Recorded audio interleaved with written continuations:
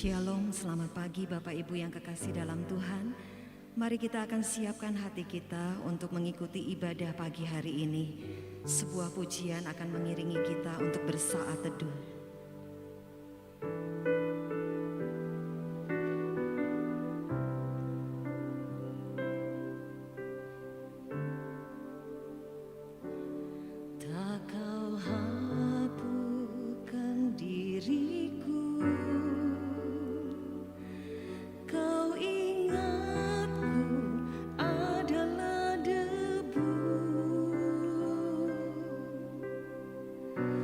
Tetapi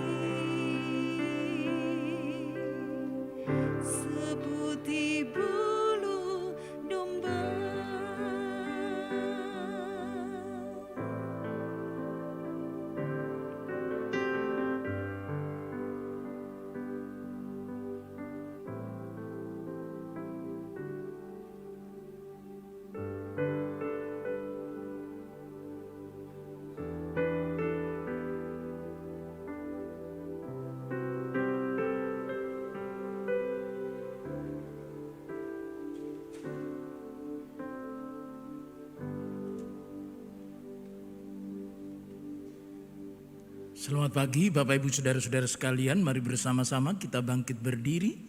Kita akan menyerahkan ibadah kita yang pertama pada pagi ini yang disertai dengan perjamuan kudus ke dalam tangan Tuhan sendiri. Adapun pertolongan kita dalam ibadah pada pagi ini datangnya dari Tuhan Allah yang telah menjadikan langit dan bumi dengan segala isinya. Dialah Allah yang setia, yang tidak pernah meninggalkan perbuatan tangannya. Oleh sebab itu turunlah atas saudara-saudara sekalian kasih dan damai sejahtera dari Allah Bapa di dalam nama Tuhan Yesus Kristus, dan oleh sukacita daripada Roh Kudus kita dapat memuliakan namanya pada pagi ini. Haleluya. Amin. Saya persilakan duduk kembali. Shalom jemaat Tuhan yang terkasih, yang berada di tempat ini di gereja Tuhan, dan juga yang mengikuti secara online, live streaming, dan juga yang mendengarkan melalui radio AKB. Puji nama Tuhan kalau kita boleh dipertemukan kembali pagi hari ini untuk kita boleh memuji dan menyembah Tuhan, beribadah kepada Dia. Tiada kasih yang lebih besar daripada kasih Tuhan Yesus Kristus yang telah menyerahkan nyawanya. Dia yang mati di atas kayu salib karena kasih-Nya yang begitu besar buat saya dan saudara. Mari pagi hari ini kita berikan hati kita untuk kita boleh memuji Dia, untuk kita boleh menyembah Dia. Haleluya.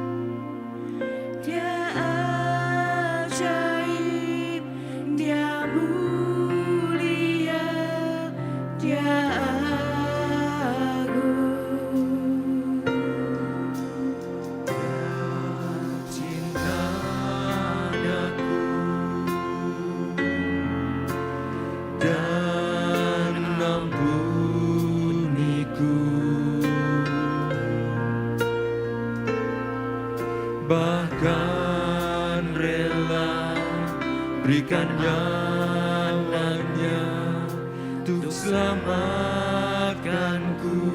Mari bersama-sama kita katakan, sambutlah Yesus, tinggikan Dia, tinggikan Yesus,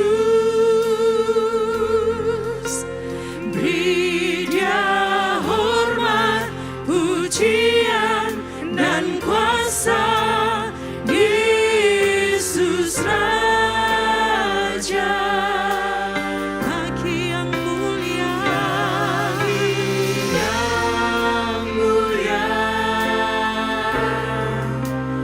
ku angkat tanganku,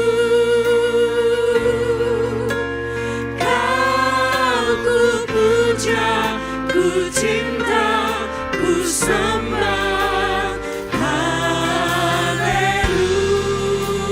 Dia sungguh indah, Dia sungguh indah, Dia Yesus, Dia Yesus,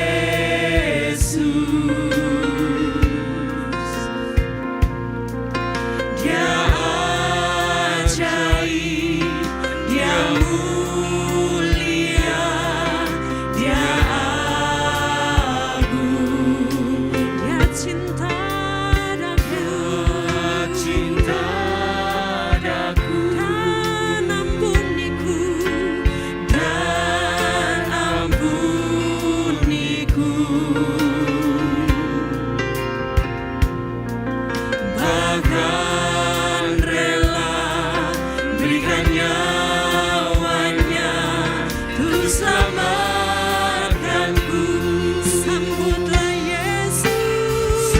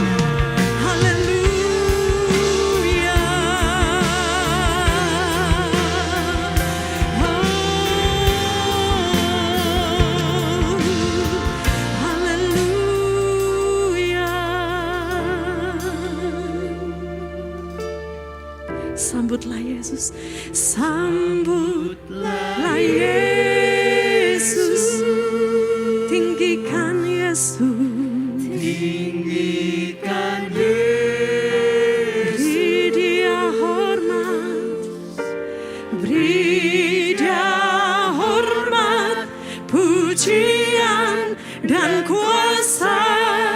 Yesus Raja bagi yang mulia.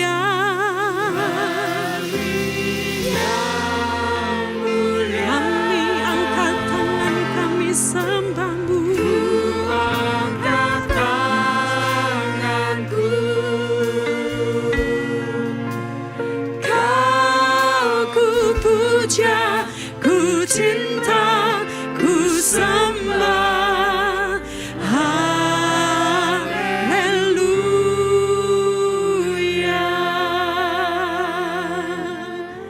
Sungguh pagi hari ini pagi yang indah Tuhan. Kalau kami boleh bersama-sama beribadah kepada Engkau. Kami bersyukur karena kasih-Mu yang begitu besar bagi setiap kami. Engkau yang memberikan diri-Mu untuk menjadi tebusan bagi dosa-dosa kami. Kami bersyukur pagi hari ini Tuhan. Kami akan memuji dan memuliakan nama Engkau, Allah Raja kami. Hanya Engkau saja yang patut ditinggikan. Hanya Engkau saja yang patut dimuliakan. Terima kasih Bapa, kami serahkan ibadah kami pada pagi hari ini hanya di dalam satu nama, Tuhan kami Yesus Kristus. Haleluya. Amin. Silakan duduk kembali Bapak Ibu. Puji nama Tuhan. Pagi hari ini Tuhan sediakan berkat-berkatnya yang melimpah untuk kita semua. Amin. Kasih Allah tak berkesudahan, selalu baru setiap pagi bagi kita semua. Haleluya.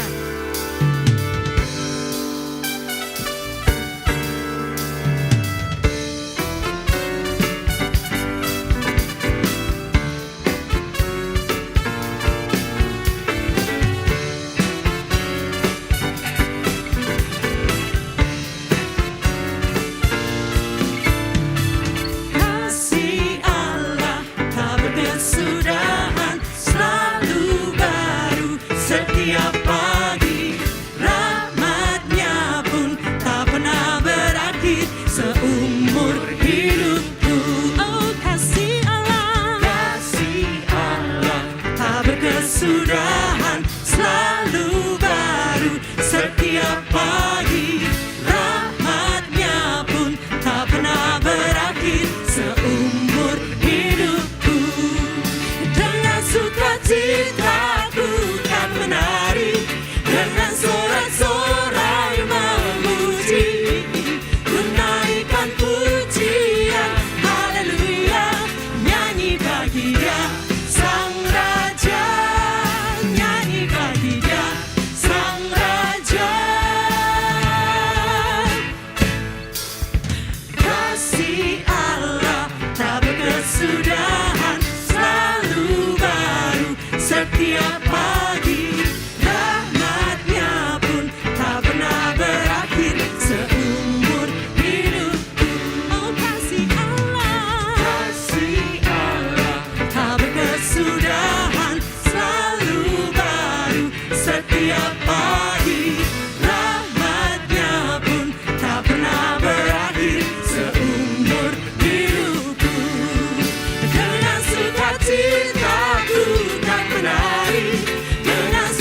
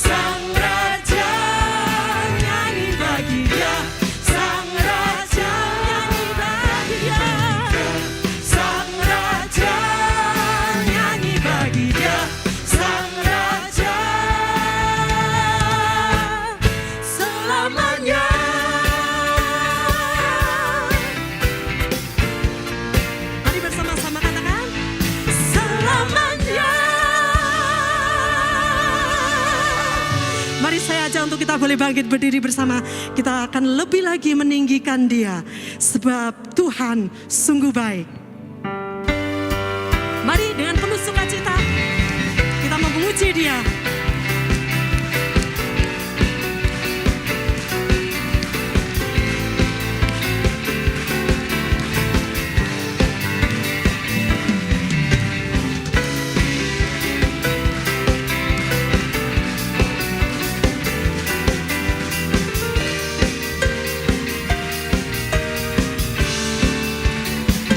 Katakan, Dia mati bagiku, Dia bangkit bagiku, Dia Tuhan Allah penyelamatku. Kuasa maut dikalahkan, hidupku dipulihkan, Dia Tuhan Allah kemenanganku. Sungguh baik, Dia sangat baik, Yesus, Dia baik bagiku. Oh, Dia sungguh baik, Dia sangat baik, Yesus, Dia baik bagiku. Dia mati bagiku.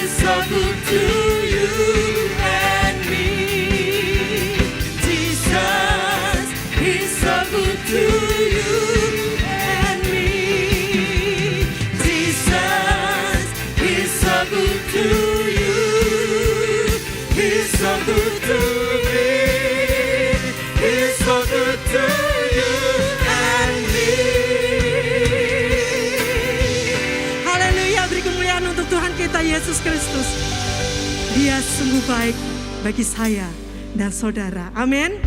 Puji nama Tuhan. Silakan duduk kembali Bapak Ibu.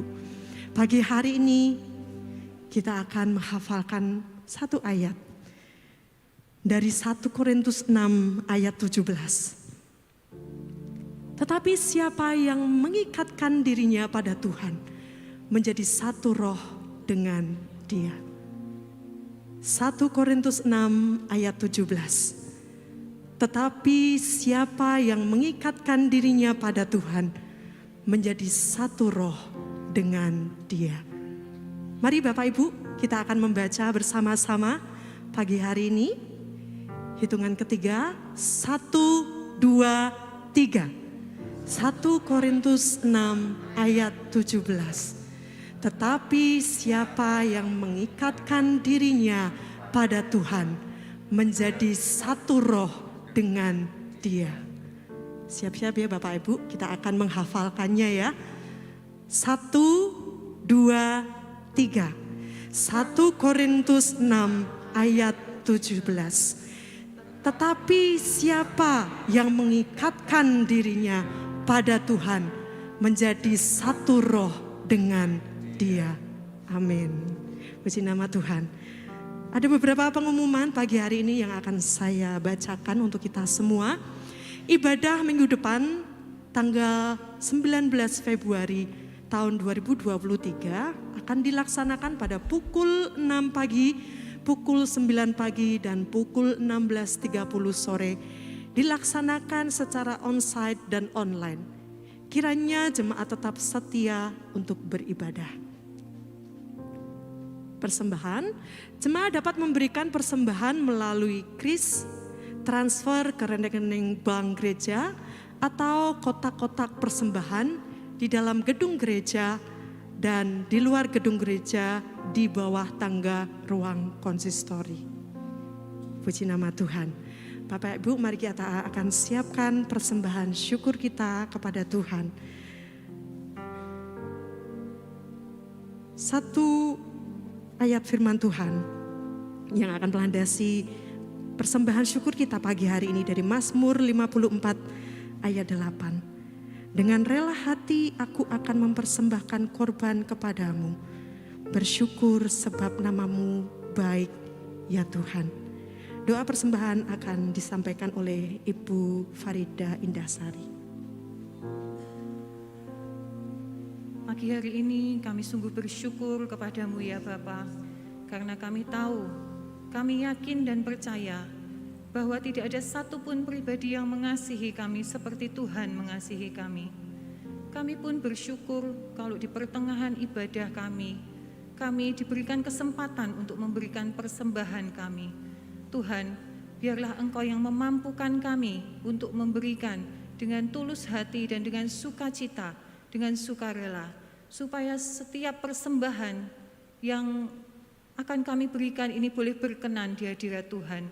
Terima kasih Bapa di surga, hanya di dalam satu nama Tuhan Yesus Kristus kami telah berdoa dan mengucapkan syukur. Amin.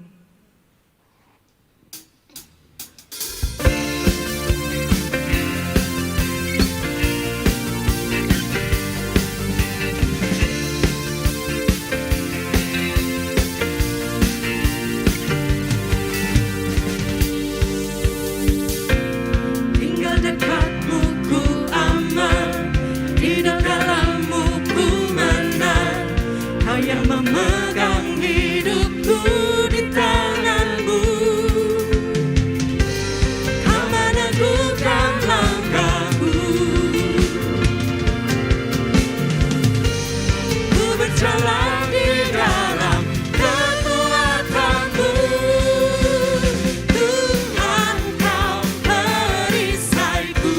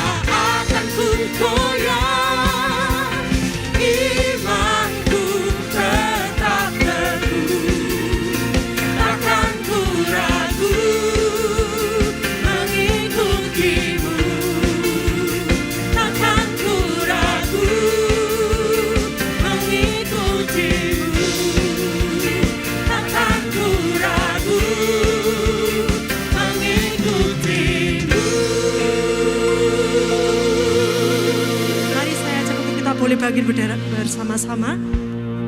Doa akan diserahkan kembali oleh Ibu Farida. Kembali kami bersyukur ya Bapa untuk setiap persembahan yang sudah terkumpul, dan kami menyerahkan setiap rupiah ini ke dalam hadirat Tuhan. Biarlah Engkau yang memakai untuk semakin memperluas kerajaan Tuhan di muka bumi ini dan semakin mempermuliakan nama Tuhan melalui gereja ini. Kami terus memohon hikmat untuk majelis bendahara yang akan mengelola setiap persembahan ini, supaya setiap rupiah ini boleh dipakai seturut dengan kehendak Tuhan. Kami juga percaya Engkau yang akan memberkati jemaat-Mu di tempat ini dengan limpah. Terima kasih Bapa di surga, di dalam satu nama Tuhan Yesus Kristus kami telah berdoa. Amin. Silakan duduk kembali Bapak Ibu. Pagi hari ini firman Tuhan akan disampaikan oleh hambanya Bapak Pendeta Aris Margianto. Namun sebelumnya ada satu buah persembahan pujian dari Paduan Suara Sungai Yordan, Iman Beri Kemenangan.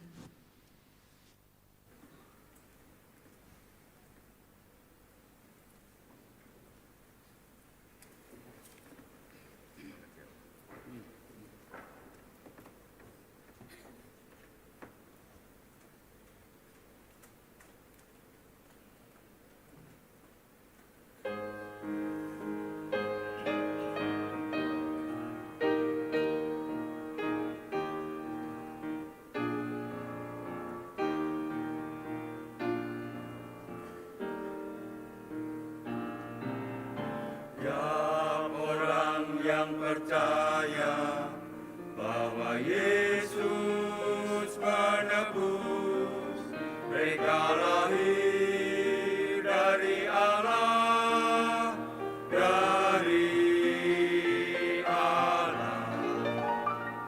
Hari ini kemenangan yang mengalahkan dunia. Iman kita, iman kita. Bangunlah hai tentara Kristus yang telah mendamaikan. Berperanglah sebelum malam gelap meliputi bumi. Atas senang beratamu, lawanlah musuhmu. Imanmu yang beri kemenangan, yang kalahkan dunia. Iman beri kemenangan, iman beri kemenangan. Oh, mulialah kemenangan yang kalahkan dunia.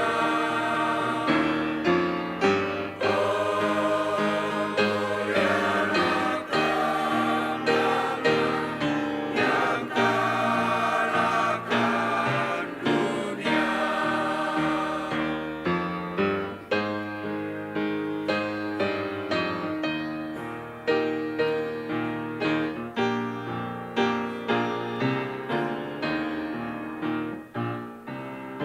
Berbekal panji kasih-Nya dan pedang firman-Nya, melangkah ke medan perang, harapkan kemenangan. Benahi iman yang teguh, menang di peperangan. Dengan iman kalahkan dalam nama Tuhan. Iman beri kemenangan, iman beri kemenangan.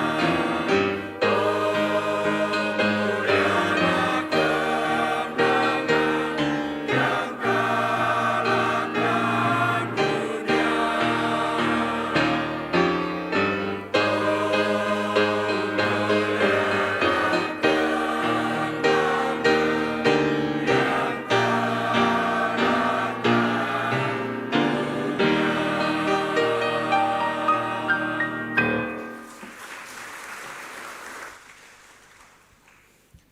Mari kita berdoa. Ya Tuhan, Allah kami yang hidup, yang kami kenal di dalam nama Yesus Kristus. Pagi hari ini kami sungguh bersyukur karena kami boleh mengalami kemenangan iman, di mana kami boleh datang beribadah kepadamu di hari Minggu, hari Tuhan. Kami boleh datang kepadamu membawa korban persembahan pujian kami yang keluar dari isi hati kami ya Tuhan. Untuk segala kebaikan yang sudah Engkau nyatakan hari lepas hari dalam minggu yang telah kami lewati. Kini tiba saatnya kami anak-anak-Mu hendak duduk diam untuk mendengar kebenaran firman-Mu. Tuntunlah ya Tuhan telinga hati kami sehingga kami boleh mengerti kehendak-Mu di dalam kehidupan kami. Terima kasih Tuhan, di dalam nama Tuhan Yesus Kristus kami sambut kebenaran firman-Mu dan kami naikkan segala doa kami. Haleluya, amin. Selamat pagi Bapak Ibu dan saudaraku yang terkasih dalam Kristus Yesus. Shalom.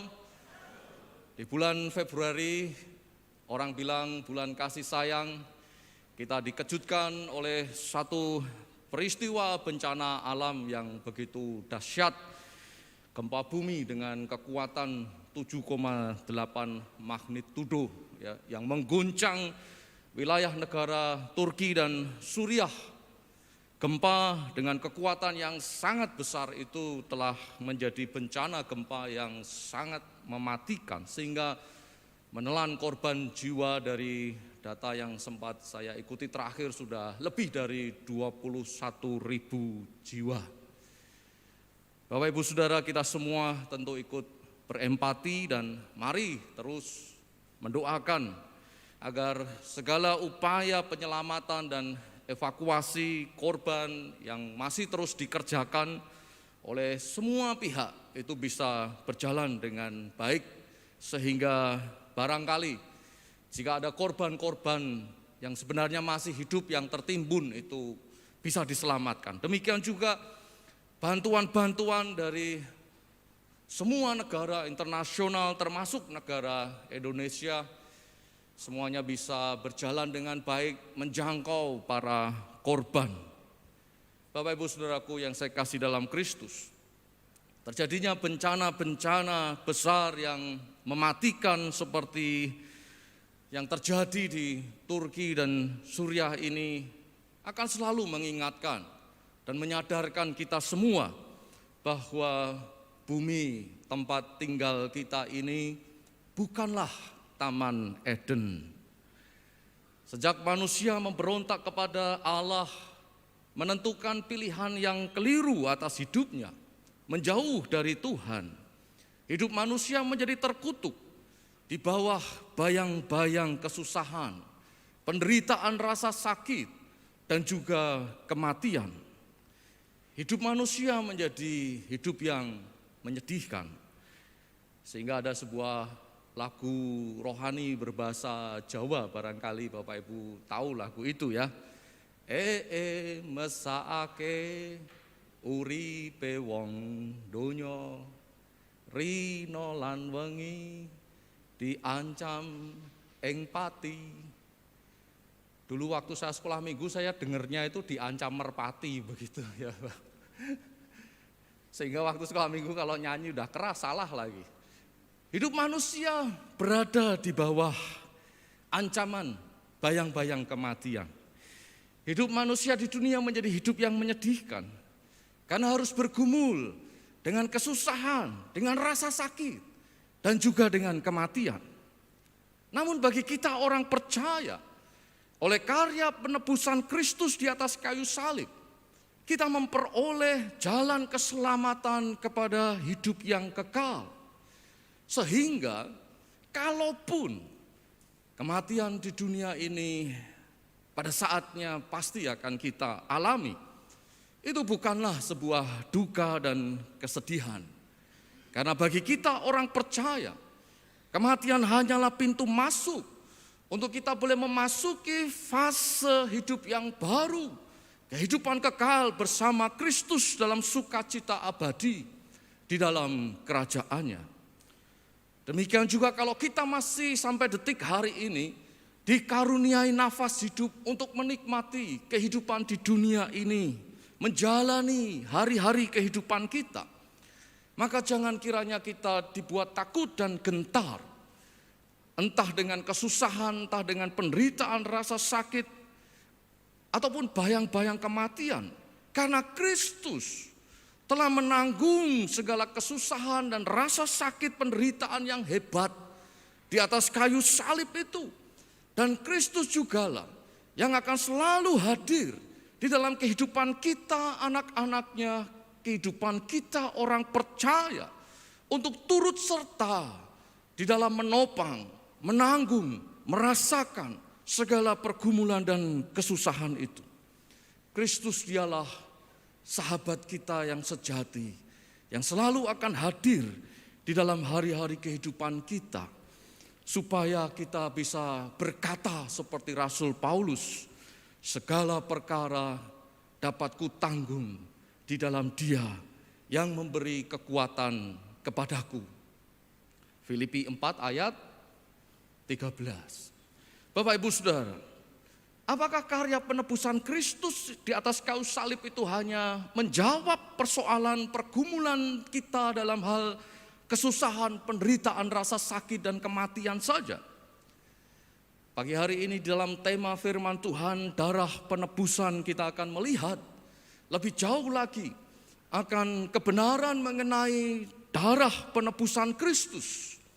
Dan kita akan membaca Ibrani 12 ayat 24. Ibrani 12 ayat 24, di sana tertulis, dan kepada Yesus, pengantara perjanjian baru, dan kepada darah pemercikan yang berbicara lebih kuat daripada darah Habel. Saudara-saudara, ayat ini sangat menarik sekali karena mengaitkan penebusan Kristus dengan darah Habel. Dalam hal ini kita semua pasti tahu kisah peristiwa tentang Habel, bahwa setelah Adam dan Hawa terusir keluar dari Taman Eden, mereka kemudian mempunyai 2 orang anak laki-laki, Kain dan Habel. 2 bersaudara ini kemudian terlibat konflik ketika keduanya hendak memberikan korban persembahan kepada Tuhan. Kain sang kakak mempersembahkan hasil tanahnya untuk korban persembahan. Sedangkan Habel, adiknya, mempersembahkan anak sulung kambing dombanya. Dan ketika korban persembahan itu diberikan kepada Tuhan, rupanya Tuhan lebih mengindahkan korban persembahan Habel daripada milik Kain. Dan hal itu memicu kemarahan dalam diri Kain, sehingga kemudian ia membunuh Habel, adiknya. Kemudian Kain bertindak seolah-olah tidak terjadi apa-apa, padahal dia telah menumpahkan darah Habel, adiknya. Barangkali awalnya Kain berpikir bahwa apa yang dia lakukan itu tidak mempunyai konsekuensi apapun. Tindakan kekerasan yang telah dia lakukan tidak ada dampaknya, tidak ada akibatnya.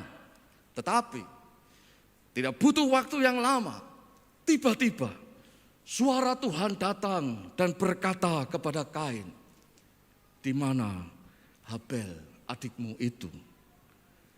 Dengan enteng Kain masih mencoba menjawab, "Aku tidak tahu. Apakah aku penjaga adikku?" Dengan jawaban itu, Kain sepertinya berpikir bahwa persoalan selesai dengan dijawab, "Aku tidak tahu. Itu bukan tanggung jawabku." Ternyata tidak.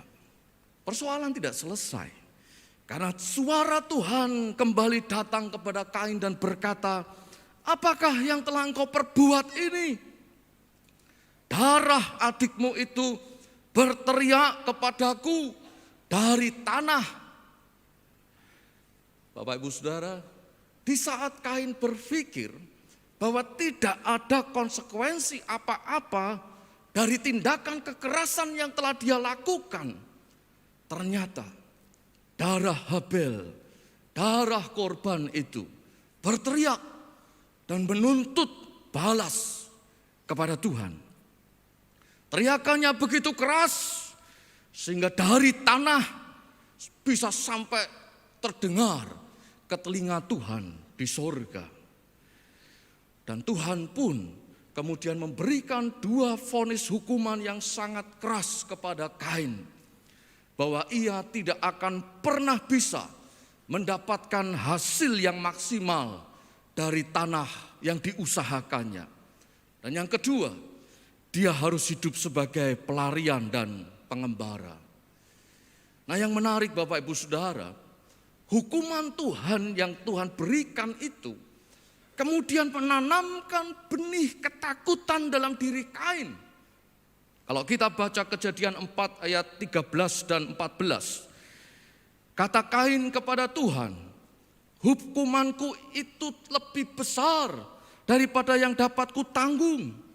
Engkau menghalau aku sekarang dari tanah ini, dan aku akan tersembunyi dari hadapanmu, seorang pelarian dan pengembara di bumi. Maka barang siapa yang akan bertemu dengan aku, tentulah akan membunuh aku. Hukuman itu menempatkan Kain di bawah bayang-bayang ketakutan terhadap perbuatan yang telah dia lakukan. Kain takut kalau apa yang telah ia perbuat kepada adiknya itu akan berbalik dan kemudian menimpa dirinya, bahwa ada orang lain yang akan bertindak melakukan kekerasan kepada dirinya dan membunuh dia. Sampai di sini Bapak Ibu Saudara, biarlah kita boleh memahami kebenarannya. Darah Habel adalah darah yang tertumpah dari satu peristiwa konflik, sehingga memunculkan 2 status pihak, status sebagai pelaku dan status sebagai korban. Darah yang tertumpah itu memberi konsekuensi kepada kedua belah pihak ini. Pada pihak korban, darah itu bersuara keras, meneriakkan tuntutan pembalasan. Sedangkan pada pihak pelaku, darah yang menuntut pembalasan itu telah menimbulkan rasa bersalah oleh sebab vonis hukuman yang diterima, dan juga suara ketakutan oleh sebab perbuatan yang telah dilakukan. Bapak Ibu Saudaraku yang saya kasih dalam Kristus, darah Habel yang tertumpah adalah kisah peristiwa yang terjadi jauh di masa yang lampau. Namun darah itu rupanya telah terpercik kepada semua manusia, sudah menempel dalam kehidupan semua manusia di bumi, dari generasi ke generasi sampai sekarang ini, dan bahkan sampai nanti berakhirnya kehidupan di bumi ini. Apa buktinya?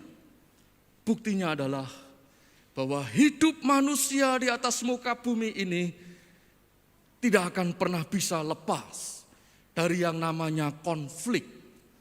Mulai dari konflik yang terjadi di tingkat internasional, ya, sampai dengan konflik di jalanan, di ruang terbuka, dan juga konflik-konflik di ruang tertutup, bahkan di ruang privat dalam kehidupan rumah tangga manusia.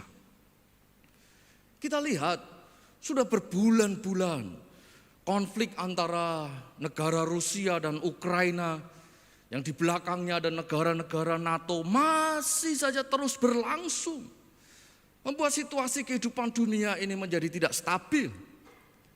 Dan barangkali tidak usah jauh-jauh ke sana, di sekitar kita saja, setiap hari media nasional maupun media-media sosial lainnya tidak pernah sepi dari berita-berita konflik, baik itu di ruang publik maupun di ruang privat.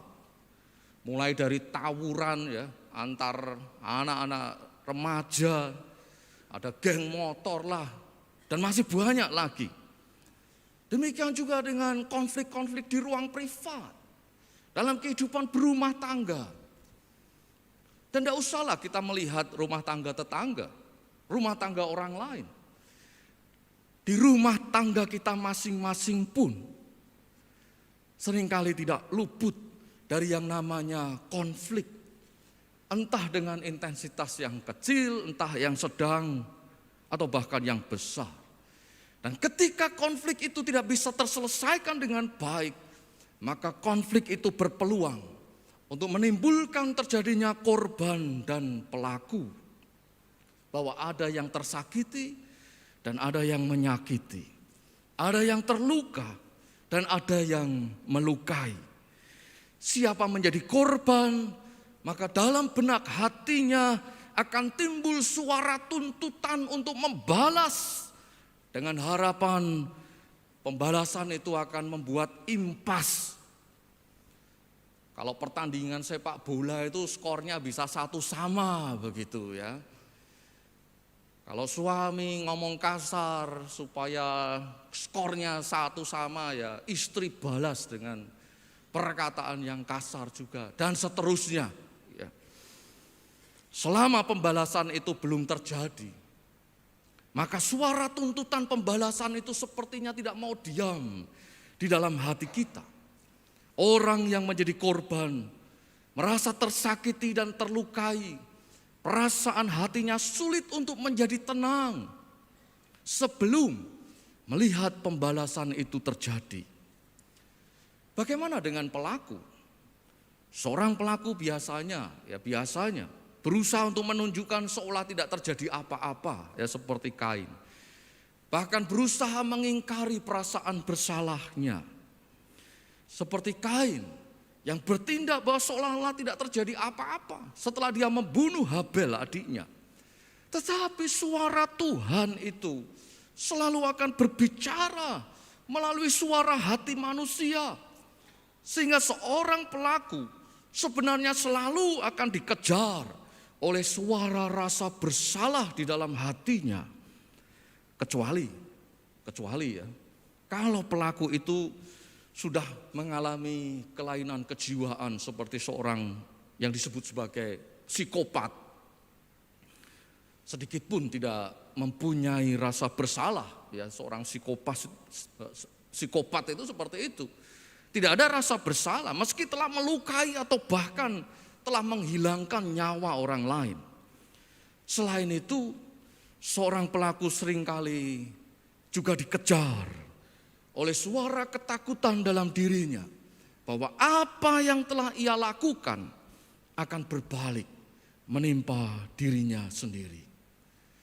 Saudara-saudara, jika kita memeriksa diri kita masing-masing, siapa di antara kita yang tidak pernah menjadi pelaku? Pelaku yang menyakiti, pelaku yang melukai orang lain. Barangkali tidak menyakiti, melukai secara fisik, tetapi melukai, menyakiti secara psikologis, dalam perasaan hati. Baik itu dengan sikap, perkataan, perbuatan kita. Ketika itu kita lakukan, bukankah akan muncul perasaan bersalah? Atau juga timbul dalam hati kita perasaan takut bahwa apa yang telah kita perbuat itu bisa berbalik menimpa diri kita sendiri.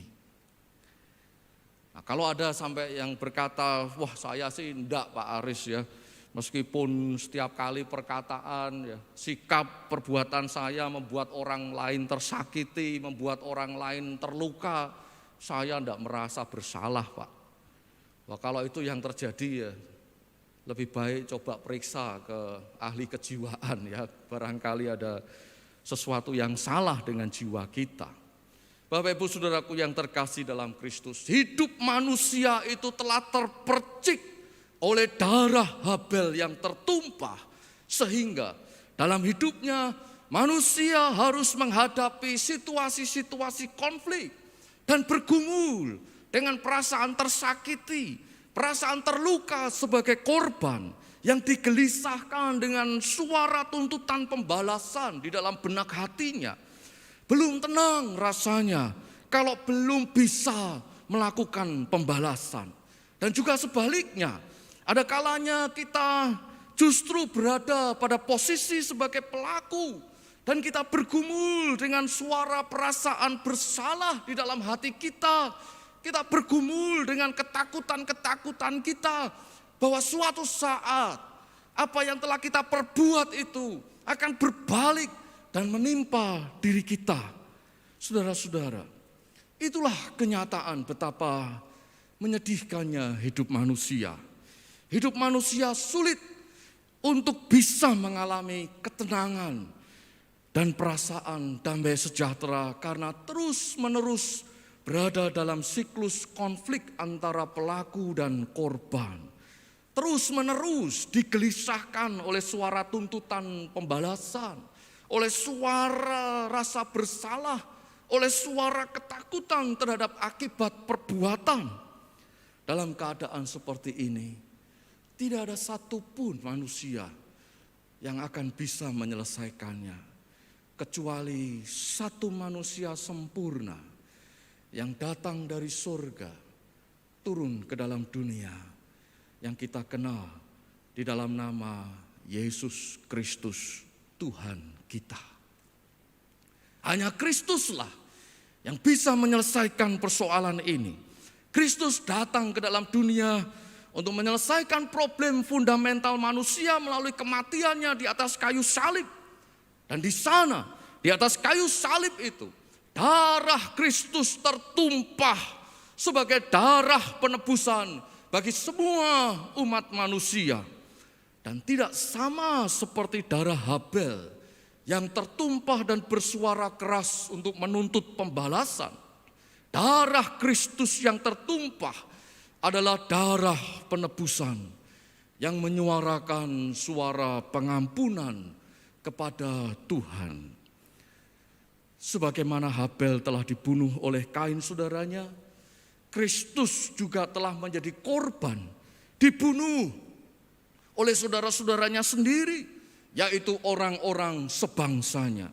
Bedanya, darah Habel menjadi darah yang bersuara keras menuntut pembalasan, sedangkan darah Kristus adalah darah yang menyuarakan pengampunan.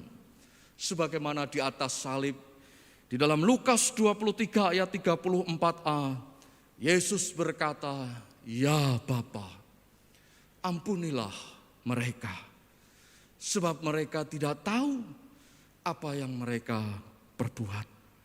Dan darah penebusan Kristus ini akan terpercik dan terkena pada setiap orang yang percaya kepadanya. Sebagaimana setiap kali kita memperingatinya melalui perjamuan kudus, bahwa kita orang percaya adalah orang-orang yang telah menerima percikan darah Kristus itu. Darah penebusan itu akan berbicara, dikatakan di dalam Ibrani tadi, lebih kuat dibandingkan darah Habel di dalam kehidupan kita.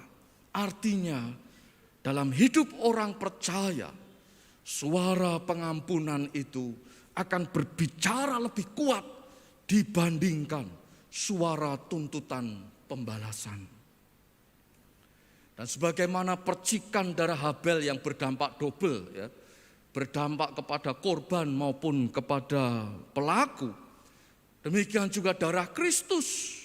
Suara pengampunan itu akan berbicara dengan kuat di dalam benak batin sang korban untuk membungkam suara tuntutan pembalasan, sehingga siapa menjadi korban tidak perlu lagi hidupnya digelisahkan dengan keinginan untuk membalaskan dendam, karena semua rasa sakit dan semua luka di dalam hidupnya oleh karena perbuatan orang lain itu telah diambil alih oleh Kristus di atas kayu salib.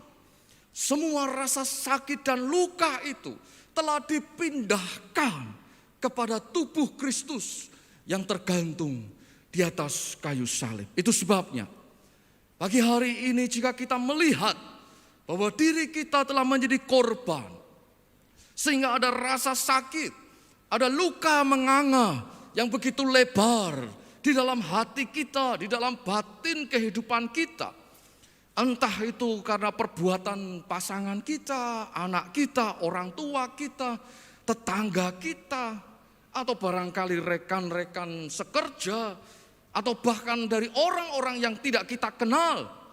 Bapak Ibu Saudara, jangan biarkan rasa sakit dan luka itu terus ada di dalam kehidupan kita. Biarkanlah suara pengampunan dari percikan darah penebusan Kristus yang oleh iman itu, percikan itu boleh menempel pada kehidupan kita, itu bisa berbicara lebih kuat ketimbang suara tuntutan pembalasan. Karena pengampunan itulah yang akan memindahkan segala sakit dan luka batin kita itu kepada tubuh Kristus yang teraniaya dan tersalib. Selama tidak ada pengampunan, maka luka dan rasa sakit itu akan tetap tinggal di dalam hidup kita. Tetapi ketika kita melepaskan pengampunan, maka luka dan sakit itu berpindah kepada tubuh Kristus. Dan Kristuslah yang akan menanggung segala luka dan rasa sakit itu. Demikian juga sebaliknya saudara-saudara, jika kita menyadari dan mendapati bahwa diri kita ini telah menjadi pelaku yang melukai, menyakiti orang lain, sehingga hati kita digelisahkan oleh rasa bersalah, oleh ketakutan perbuatan yang kita lakukan, Bapak Ibu Saudara, marilah kita datang kepada Kristus. Biarkanlah darah penebusan Kristus itu terpercik atas hidup kita. Darah penebusan yang akan berbicara lebih kuat daripada darah Habel. Darah penebusan yang akan berbicara kepada kita, hai anakku, dosamu sudah diampuni. Engkau yang pagi hari ini barangkali terpenjara oleh rasa bersalah dalam hidupmu, oleh karena kegagalan-kegagalan dalam hidupmu. Bapak Ibu Saudara, datanglah kepada Kristus. Karena Kristus mau menerima kegagalanmu itu. Barangkali engkau sebagai anak, engkau gagal untuk menjadi anak yang bisa membanggakan orang tua. Untuk menjadi anak yang bisa membuat orang tua itu pamer ya kepada rekan-rekannya. Saudara-saudara, dosa kesalahanmu diampuni. Engkau yang pagi hari ini terpenjara oleh perasaan bersalah, merasa tidak bisa menjadi orang tua yang baik, tidak bisa menjadi seorang ayah yang memberikan teladan yang baik kepada anak-anak, atau tidak bisa menjadi suami yang baik. Engkau yang terpenjara dengan rasa bersalah, merasa tidak bisa menjadi ibu yang baik, tidak bisa menjadi istri yang baik. Dosamu diampuni. Tuhan mau menerima segala kelemahan dan kesalahan kita. Engkau yang dikejar-kejar perasaan takut oleh perbuatan dosa di masa lampau. Takut bahwa perbuatan itu akan berbalik pada diri kita, atau berbalik kepada anak cucu kita. Bapak Ibu Saudara, oleh penebusan Kristus di atas kayu salib, dosamu diampuni. Amin. Saudara tidak perlu lagi takut dengan kutuk dan lain sebagainya. Oleh percikan darah Kristus, kita semua menerima pengampunan. Kita dikuduskan, kita diselamatkan. Dan jika darah Kristus, darah penebusan itu telah terpercik dalam hidup kita, telah mengampuni dosa kita, maka sebagaimana pesan Tuhan kepada seorang perempuan yang kedapatan berzina, pergilah dan jangan berbuat dosa lagi mulai dari sekarang. Biarlah pengampunan yang telah kita terima dari Tuhan bukan menjadi kesempatan untuk kita membuat dosa-dosa dan kesalahan lebih banyak lagi, bukan. Karena setiap kita melakukan kesalahan dan dosa, di mana kita itu melukai dan menyakiti sesama kita, itu sama saja kita menambahkan luka dan rasa sakit pada tubuh Kristus yang teraniaya dan tersalib, yang sekaligus juga akan menyakiti dan melukai hati Bapa di sorga. Kok bisa Pak Aris? Gambarannya sangat sederhana. Saya mempunyai 2 orang anak.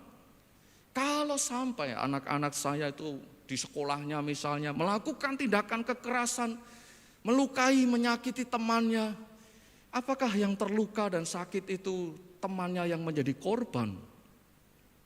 Tidak. Saya sebagai ayahnya, saya juga akan merasa sakit dan terluka. Setidaknya saya akan merasa malu atas tindakan perbuatan anak saya. Dan sebagai bapak, saya tidak ingin anak-anak saya menyakiti temannya, sesamanya. Sehingga setiap pagi kalau mereka berangkat sekolah, berpamitan kepada saya hanya menitipkan satu pesan kepada mereka, yang baik ya. Dan saya percaya demikian juga dengan Bapa kita di sorga. Bapa yang telah mencurahkan sepenuh kasih sayangnya kepada kita dengan cara tidak menyayangkan anaknya yang tunggal untuk menjadi korban penebusan bagi dosa kita. Maka Tuhan Bapa di sorga hanya ingin supaya kita anak-anaknya yang masih diberi kesempatan hidup di dalam dunia ini mau hidup dalam kebenaran, menghindarkan diri dari perbuatan-perbuatan yang menyakiti, melukai, merugikan, apalagi menyengsarakan orang lain. Jangan lakukan itu. Orang bilang Februari adalah bulan kasih sayang. Tetapi bagi kita orang percaya, kasih sayang jangan hanya menunggu setahun sekali di bulan Februari. Ya, tanggal 14 kasih coklat kepada pasangan, jangan tunggu. Tetapi lakukanlah perbuatan kasih itu setiap saat, setiap waktu di dalam hari-hari kehidupan kita. Tetapi ya jangan tiap hari istri kasih coklat ya, nanti malah gulanya naik. Bapak Ibu Saudara, Kristus telah mengampuni kehidupan kita dan itu adalah menjadi sukacita besar bagi kita semua. Dan oleh karena pengampunan Kristus itu, marilah kita selalu belajar mengasihi sesama sebagai wujud kasih kita kepada Tuhan. Kiranya firman Tuhan boleh menjadi berkat bagi kita semuanya. Amin.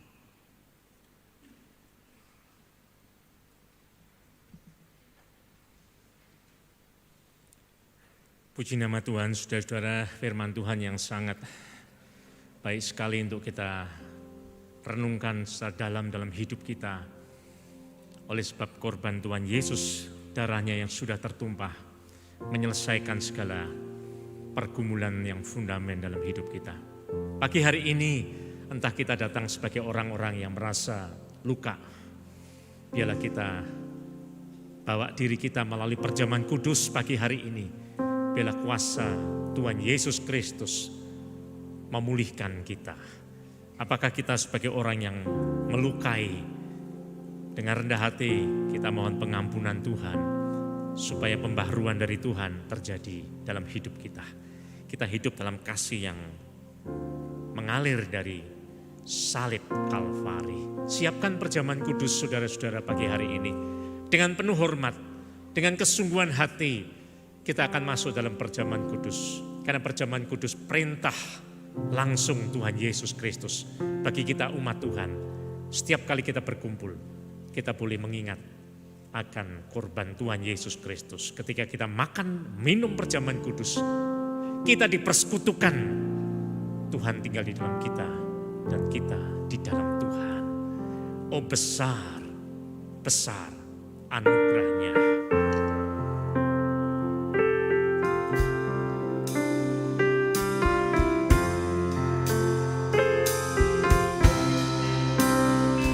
Oh besar,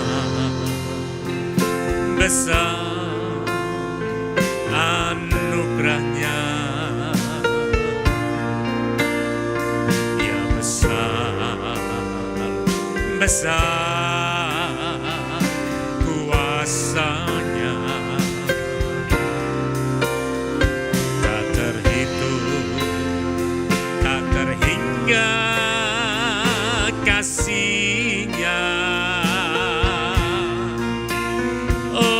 besar, besarlah kasih Allah. Ya Tuhan, di sini kami menghadapkan diri kami masing-masing.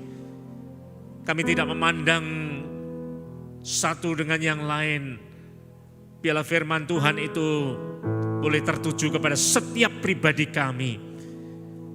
Terima kasih untuk anugerah Tuhan yang begitu besar, yang sanggup memulihkan keadaan kami, apapun yang sedang kami hadapi.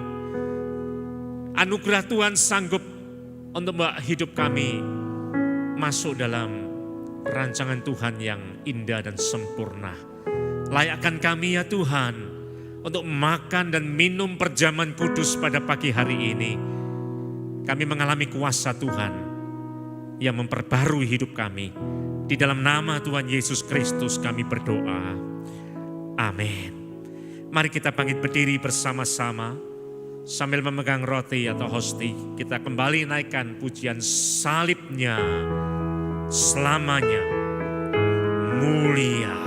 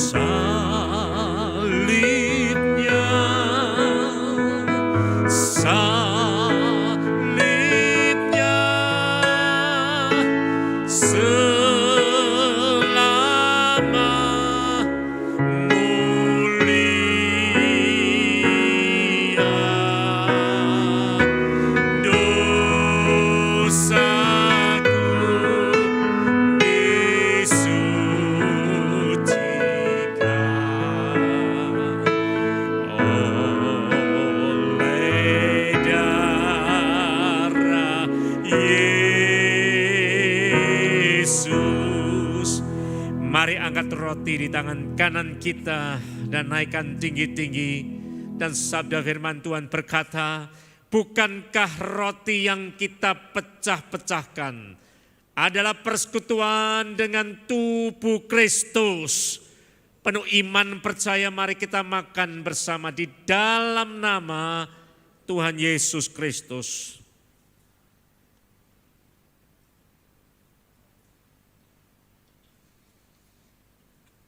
Angkatlah cawan anggur di tangan kanan kita dan naikkan tinggi-tinggi. Kembali firman Tuhan berkata, bukankah cawan pengucapan syukur yang atasnya kita ucapkan syukur adalah persekutuan dengan darah Kristus? Penuh iman percaya, mari kita minum bersama-sama di dalam nama Tuhan Yesus Kristus.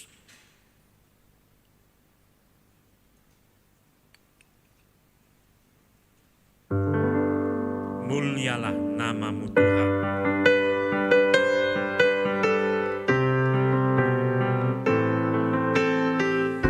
Haleluya. Terima kasih, terima kasih. Mulialah namamu Tuhan. Berkat-Mu atasku melimpah.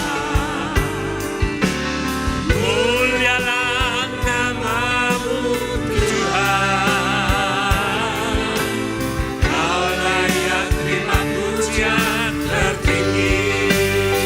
Sama layak terima pujian, sama layak terima pujian, sama layak.